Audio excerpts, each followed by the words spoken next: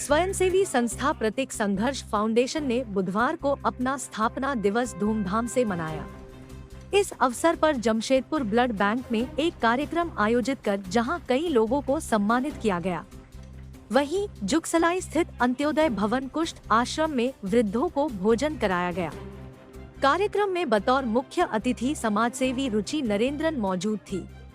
कार्यक्रम का शुभारंभ सबसे पहले अतिथियों को पुष्प गुच्छ एवं अंग वस्त्र प्रदान कर किया गया।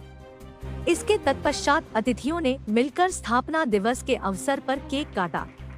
सबसे पहले संस्था के निदेशक अरिजीत सरकार ने संक्षेप में सालों भर नियमित रूप से चलने वाले संस्था के गतिविधियों के बारे में बताया।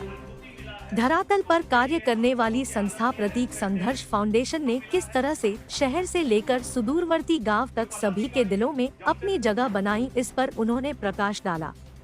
उन्होंने कहा कि प्रतीक संघर्ष फाउंडेशन का उद्देश्य जरूरतमंद लोगों के लिए सदैव आपकी सेवा में तत्पर रहना है।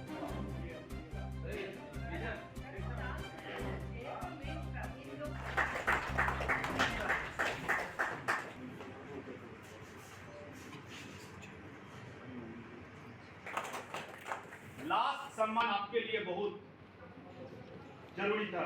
अब आते हैं हम लोग मिस्टर दीपक कुमार मित्रा जयंती और साथ ही साथ झारखंड स्थापना दिवस और इसी पावन बेला पर प्रतीक संघर्ष फाउंडेशन भी अपना स्थापना दिवस मनाया। और प्रतीक संघर्ष फाउंडेशन ने अपना स्थापना दिवस को किरणमयी डे जी के नाम आज समर्पित किया। इस दिन सुबह से ही नव जागृत मानव समाज में भोजन के साथ 10 महिला शूरवीर जो समाज सेवी है उन सभी को सम्मानित करते हुए 6 एसडीपी रक्तवीर योद्धाओं को और 5 मानव सेवा में लीन जिन्हें किरणमयी माटीर मानुष सम्मान देकर और जितने भी उपस्थित अतिथि थे उन सभी को किरणमयी अतिथि देवो भव सम्मान के साथ आज सम्मानित किया गया।